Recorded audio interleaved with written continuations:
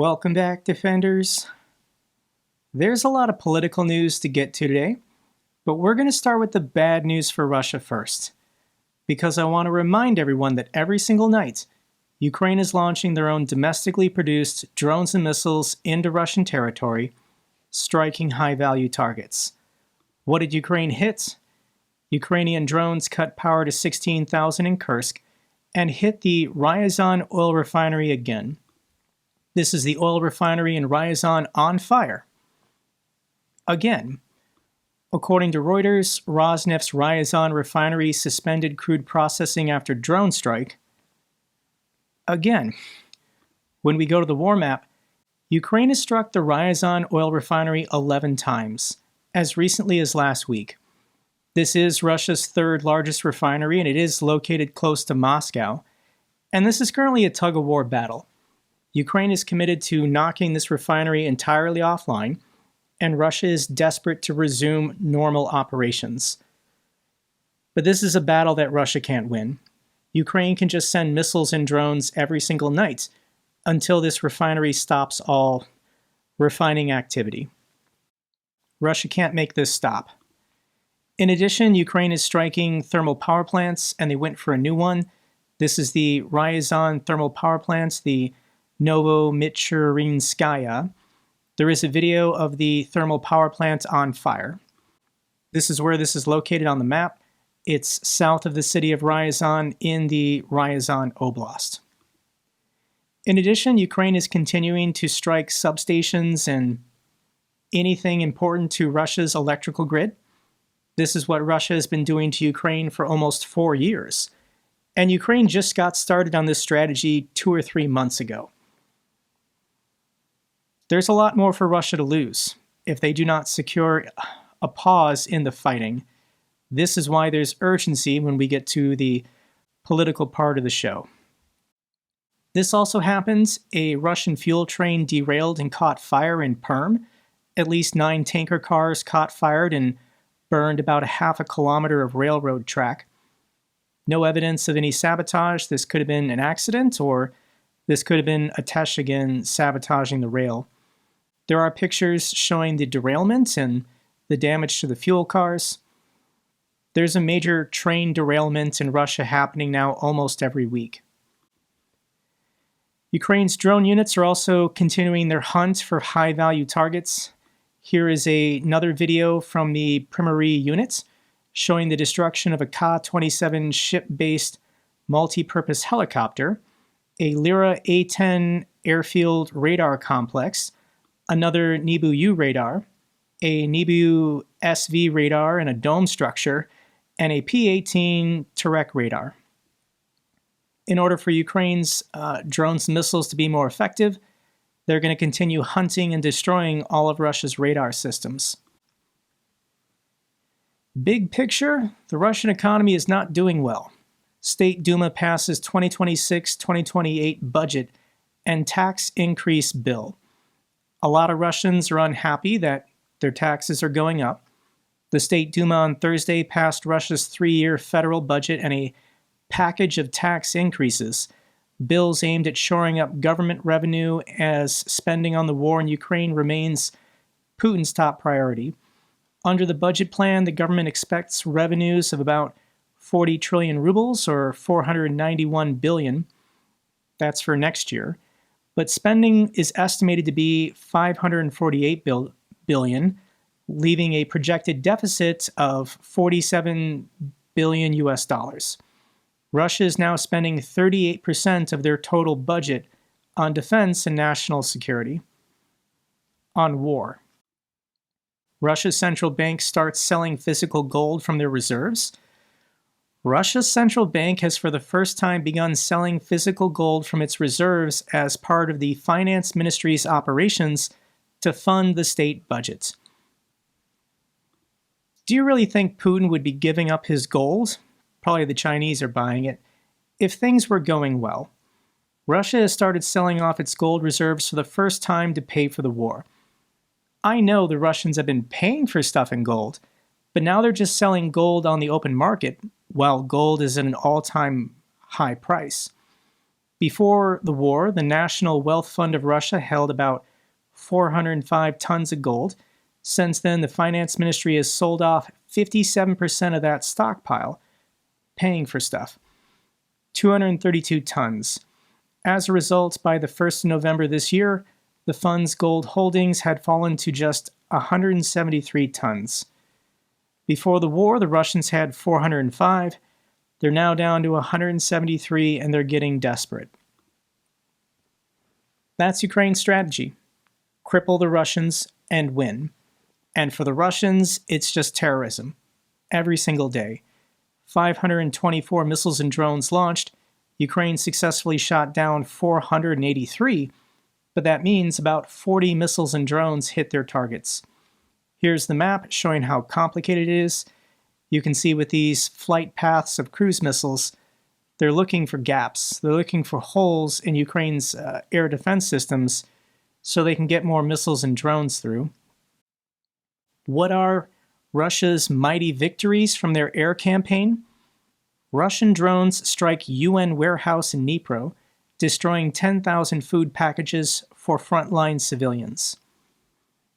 The Russians blew up a UN warehouse, and there's no condemnation from the UN or any of its members. 10,000 food packages destroyed by the Russian attack in Dnipro. This has been Russia's strategy to subjugate the Ukrainians for more than a century. Just starve them. Remove their ability to feed their people. The Russians also destroyed another post office. The Russians love blowing up post offices. They think this is going to somehow help them. The Russians also blew up a pizza equipment storage facility, a depot for Pizza Hut. I mean, this has just been a sad story watching this the last couple months that Russia just continues targeting any prominent businesses in Ukraine, whether it's pig farms or coffee companies or pizza. Russia thinks they're going to win this war by depriving Ukraine of pizza. Without power for 16 hours, Kyiv plunged into darkness. Russia has already successfully destroyed all of Ukraine's thermal power plants, and the capital city is now without power 16 hours out of every day. Russian strikes on Ukraine's energy grid follow a systemic pattern according to analysis. We don't really need any analysis. The Russians on Kremlin state TV have been laughing and bragging for 4 years that this is their strategy. Destroy all of Ukraine's power plants. They then don't have lights, heat, or running water. Ukraine becomes uninhabitable, and everyone just leaves. That is Russia's ideal scenario. For every Ukrainian just to leave their country, become a refugee in the EU, and then Russia can take the land. This is a war about empire and resources. Russia just wants the land. They don't care about their own people, let alone Ukrainians. What can Ukraine do about the power situation? Kyiv to launch first protected mini-heat and power plants as city braces for hardest wartime winter. Protected mini CHP plants to keep Kyiv's heat and lights on under Russian attacks. What do these things do? These mini CHP plants will generate over 20 megawatts each, enough to power roughly a third of a city district.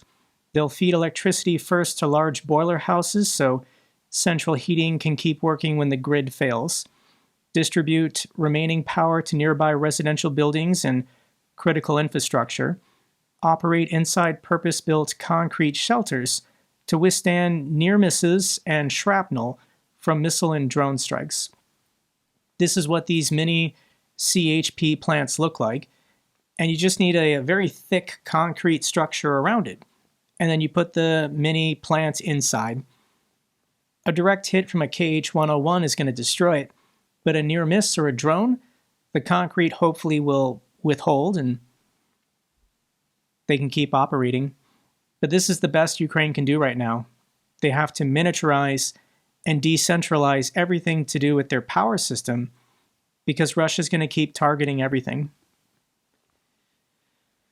Okay, this is the very sad part of the video, and the Russians are terrorists, but we have to talk about this.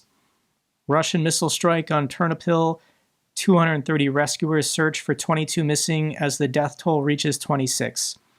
Rescue teams from 9 Ukrainian oblasts cleared over 700 square meters of rubble, searching for 22 people still missing after a Russian Kh-101 cruise missile struck a 9-story residential building in Ternopil on the 19th of November, killing 26 and injuring 93 people.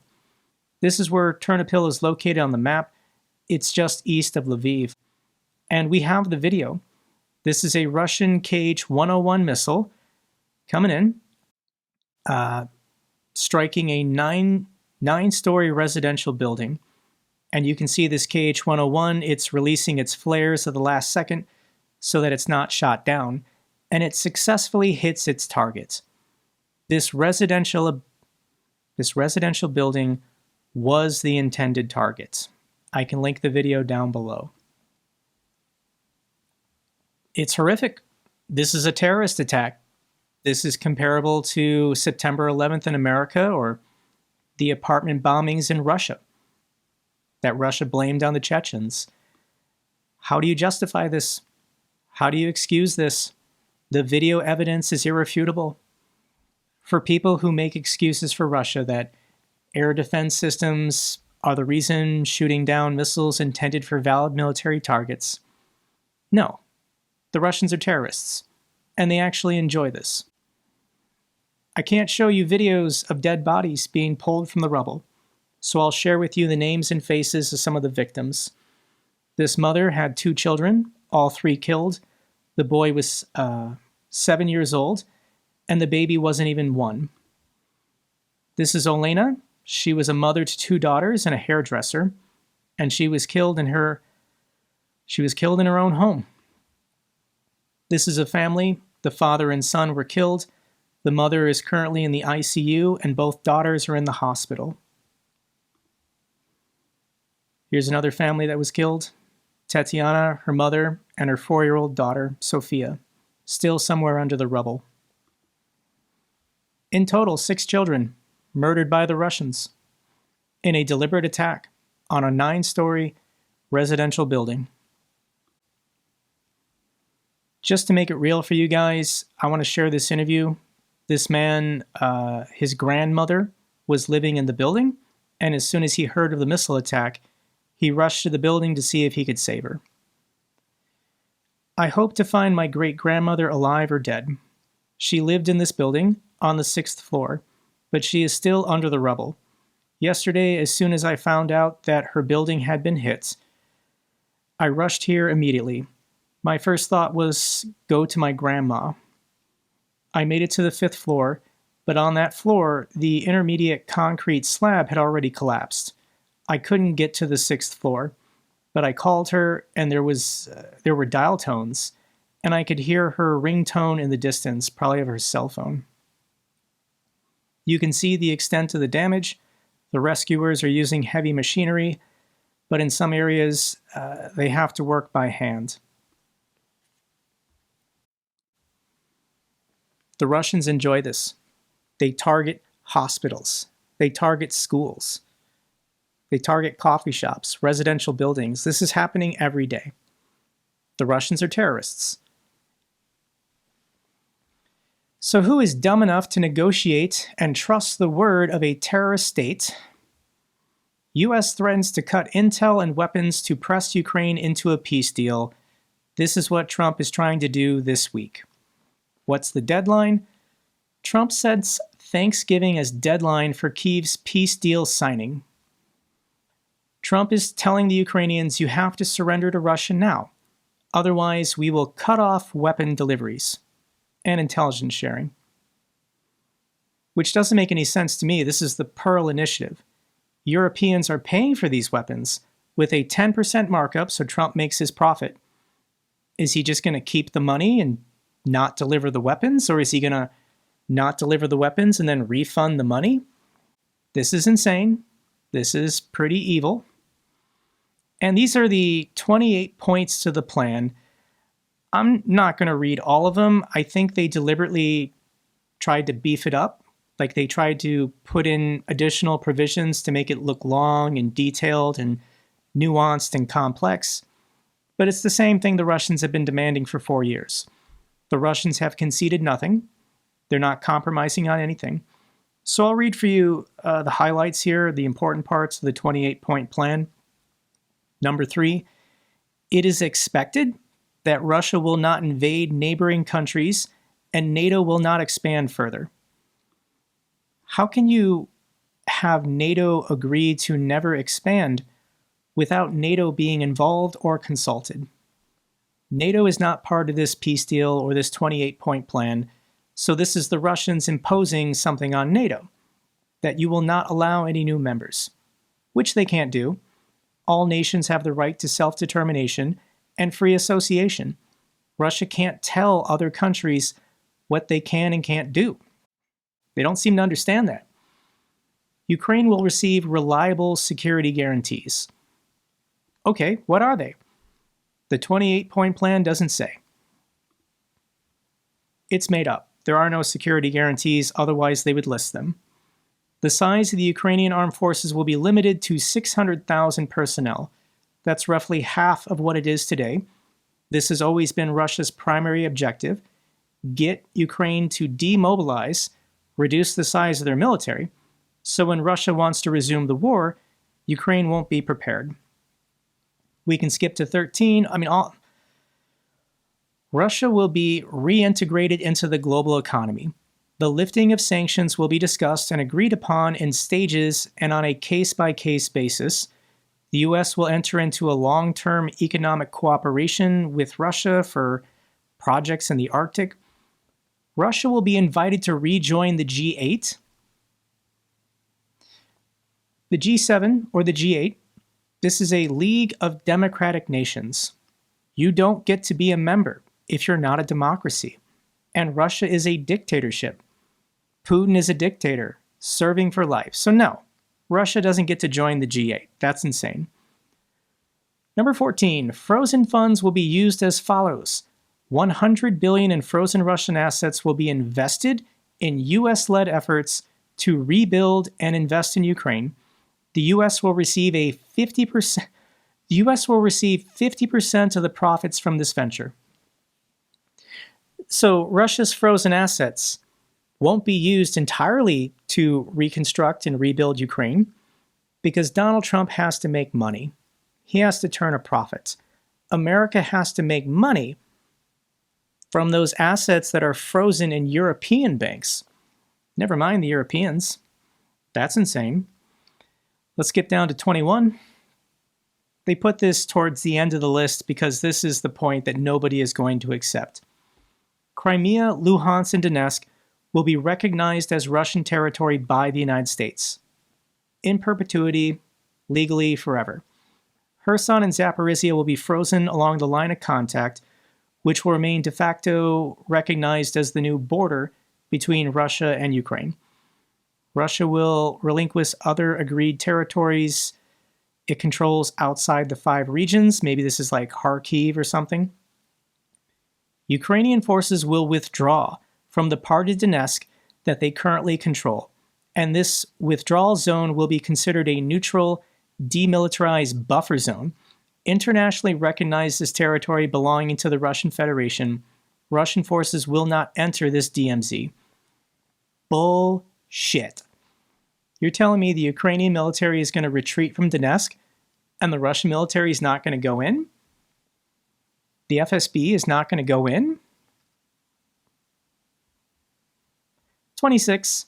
All parties involved in this conflict will receive full amnesty for their actions during the war and agree not to make any claims or consider any complaints in the future, meaning there are no war crimes. All of the children that Russia has abducted, all of the people they have killed, the human safari in Kherson, the ICC arrest warrant for Putin, all that goes away, all relations normalized. Europe has to let it go. Trump loves the Russians. Trump wants to be an equal country to Putin and the Russians, and Europe just has to accept it and move on. Ukraine has to accept it and move on. This is capitulation. Trump's reported peace plan is fundamentally the same as Russia's in 2022, the Istanbul demands. What has Russia compromised on? What is Russia giving up that they care about? Nothing.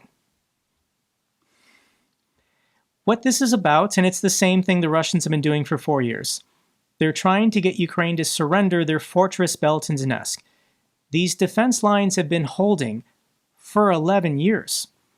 The Russians, for 11 years, have been trying to take Sloviansk, Kramatorsk, Konstantinivka, Pokrovsk, and they've been failing. So this is a trap. Everyone knows it, including the Russians. But Donald Trump is so stupid, he's going to keep proposing it over and over again because this is what the Russians are telling him to do. These cities of Sloviansk and Kramatorsk, they're bigger than Bakhmut. They're bigger than Avdiivka. They're bigger than Pokrovsk. Kramatorsk had a pre-war population of 147,000 people. Sloviansk had a pre-war population of 100,000 people. I think Bakhmut was like 40 or 50, so these cities are 2 or 3 times bigger. Think of the amount of time and the casualties that the Russians took trying to take Bakhmut, and they got to do that again, and then again, and then again. This is about saving time and saving manpower for the future fights. If Ukraine, and this is never going to happen, if Ukraine gave up all their best defensive fortifications in Donetsk, if they surrendered all of these mid-sized towns on this highway, then it's open fields for the Russian military. They could pause the war for 3 months, 6 months, whatever. There's not going to be any consequences from Donald Trump. And when they resume the war, they're now a lot closer to Dnipro from the east, Zaporizhia from the east, Kharkiv from the south. They can get within artillery range of these major cities and start destroying them, like they're doing to Kherson today, like they did to Mariupol in 2022. How did this come about? Trump team meets top Putin envoy for 3 days in Miami and secretly drafted this 28-point peace deal. Nothing says reliable and fair like doing it in secret without Congress being involved, without Ukraine being involved, without the Europeans being involved, without the United States military being involved, without the State Department being involved. It's just one guy, Donald Trump's real estate buddy from Florida, who has no diplomatic experience, doesn't speak Russian, he's never been to Ukraine. On the Tucker Carlson podcast, he couldn't even name the 4 oblasts. The guy knows nothing about Ukraine, but he loves money, and the Russians have plenty of money. So they met up at a luxury resort for 3 days and came up with a beautiful plan. The problem is the Russians obviously wrote the entire thing because when some of the expressions people are already noticing are Russian translations. The phrase, "it is expected," is not common English in America. It's a clunky passive construction. The Russian version of this expression makes more sense and is a familiar verb form. There are other Russianisms that appear to have crept into the text, including ambiguities and to enshrine. These are things that Americans don't really say, but they're common in Russian. Meaning, Kirill Dmitriev wrote this, Witkoff, who's an idiot and doesn't even speak Russian, copy and pasted it into Google Translate and said, good enough. We'll just do whatever you want. Witkoff deleted tweet fuels scramble as West rejects alleged Trump-Ukraine plan as a Kremlin fantasy. And Steve Witkoff is so stupid. This 28-point plan was leaked to Axios, and Witkoff on Twitter meant to send a private DM, and then he publicly commented on the article saying, he must have got this from K. Kirill Dmitriev, the Russian negotiator. So why would the Russians leak the 28-point plan to Axios? Because Steve Witkoff was probably the only American who had this information. And it's because the Russians don't actually think this is going to work. They don't think Ukraine is going to accept it. The purpose of this is to get Donald Trump to cut off weapon deliveries to Ukraine. They don't expect Ukraine to accept this. They have no intention of stopping the war. They're just trying to trick the Trump administration, or the Trump administration is looking for an excuse to stop sending weapons to Ukraine.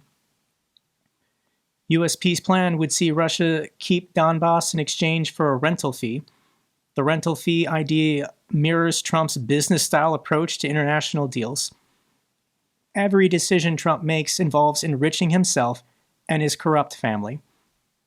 This is why he loves the Russians. They're corrupt, and he wants to do business with them. He wants that Trump Tower in Moscow. He wants what Putin has. The US-Russia peace plan was negotiated without Ukraine, lists Kyiv's concession, but stays silent on security guarantees, meaning there are none. If there's a temporary ceasefire, the Russians will just resume when they think it's most advantageous for them. They'll claim that the government in Kyiv is full of Nazis, the agreement was illegitimate, Russia is being threatened, war, war, war, war, war, more war. Where's our U.S. envoy to Ukraine? Trump envoy Keith Kellogg to depart White House, leaving Ukraine without key U.S. champion in moment of crisis. So General Keith Kellogg, he's gone missing. Nobody has seen or heard from him in weeks.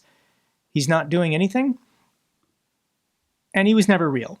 He was just a nice, sweet old man to go and meet and talk with Ukrainians and the Europeans, but he's just there to waste people's time. Donald Trump doesn't even like this guy. He used to work for Mike Pence, which I always thought was kind of weird, but he was a decoy, he was a distraction, and either he was just fired, or he decided to resign because Trump has no intention of ever helping Ukraine. And this is the most cowardly part of this all, because Trump's one of the biggest cowards in the world. U.S. generals to press Zelenskyy on peace plan demanding Ukraine abandon their NATO bid. And who went to Kyiv to deliver this 28-point plan? It wasn't Trump. Trump's never going to go to Ukraine. Biden went to Ukraine. It wasn't J.D. Vance. It wasn't Pete Hegseth. It wasn't Marco Rubio. It wasn't Steve Witkoff, the guy who drafted the plan. They sent the Secretary of the Army, Daniel Driscoll, to go to Kyiv to meet with their prime minister and meet with Zelenskyy and say, you need to surrender by Thanksgiving, otherwise we're going to abandon you. This is how cowardly the entire Trump administration is. They sent the Secretary of the Army to deliver the ultimatum because the highest echelons of my government, they're all cowards. What is Zelenskyy doing? And I do think he understands what he needs to do. He just has to not piss off Trump, so don't make a public deal of this. Use the language of, we're seeking peace, we appreciate Trump's aid, we think he's the only one that can resolve this war, he's such a great leader, blah, blah, blah, kiss his ass. But just sit there. You can say no behind closed doors, but it's up to everyone else. It's up to Congress, it's up to you and me, it's up to the Europeans to start screaming at everyone in the White House saying this is unacceptable, this is surrender. At the moment, Zelenskyy is trolling the White House by doing these quote retweets, thank you for your support. This goes back to that altercation in the White House in which J.D. Vance said, why don't you ever say thank you? So Zelenskyy is quote retweeting any world leaders who are expressing their support for Ukraine. Thank you for your support. Thank you for your support. Thank you for your support. You know who Zelenskyy has never quote retweeted?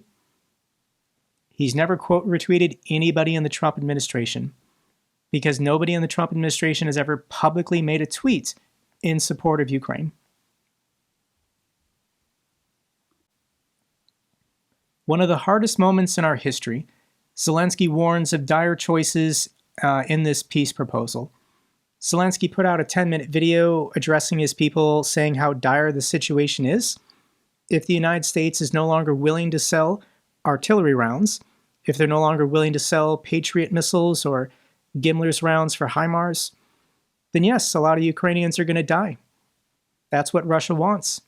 And that's what Russia is manipulating or convincing the Trump administration to do. So at the moment, he's just holding, and that's what he needs to do. Privately, he can say no, but he's just stalling because Trump has the attention span of a gnat, and Trump eventually will move on. I think Ukraine can get out of this, but we need pressure from Europe, from NATO members, from Congress, from ordinary Americans. This is an interesting analysis from Michael Weiss. For what it's worth, what I'm getting from the US side tonight is that day 3 will be interesting. Members of Congress aren't yet across this atrocity, but will be soon. Subject matter experts sense that it's so bad, it's good. There is literally nothing to hide behind in this document because it's so nakedly made by the Kremlin. And Witkoff thinks it was all his idea when he was led by the nose again. The Kremlin is silent about the whole proposal because they don't expect it to be accepted. So because Witkoff is so stupid, and this document doesn't provide any real security guarantees or anything of substance, it is going to be ignored. It's going to be torched in the media by security policy experts, by NATO allies, and I think this proposal is going to flame out pretty fast. Ukraine sets red lines on U.S. peace deal. Our land is not for sale. Let me share with you the reactions of some Ukrainians. This is Maria Druska. Any peace plan drafted without Ukraine, the country being bombed, invaded, and having its children killed every single day, can go exactly where it belongs, straight to the toilet. This war will not be decided over Ukraine's head. Here is Yaroslava's reaction. I can't speak for others, but the current situation in Ukraine won't break me or make me accept any ridiculous peace deal. Yes, I'm not a decision maker, just saying. Here's Tata Origami.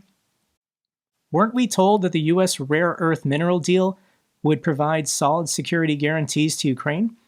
I'm not even mentioning the Budapest Memorandum or open threats to annex the territory of a NATO country, the Baltics.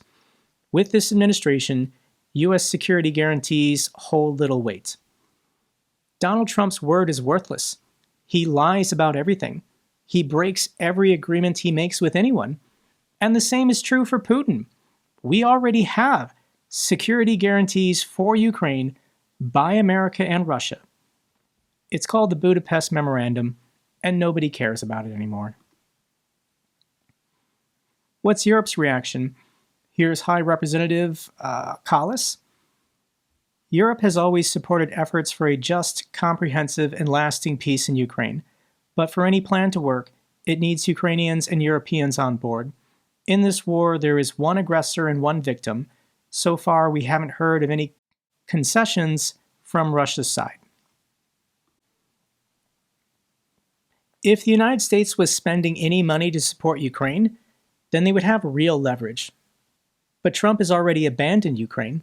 No military aid packages, no financial support, nothing. Europe is paying for everything. And Trump doesn't believe Europe should have a say. Trump doesn't believe Europe is relevant at all.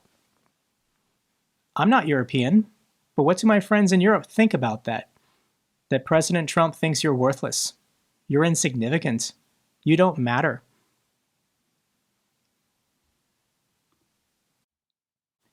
Here's my one-point peace plan.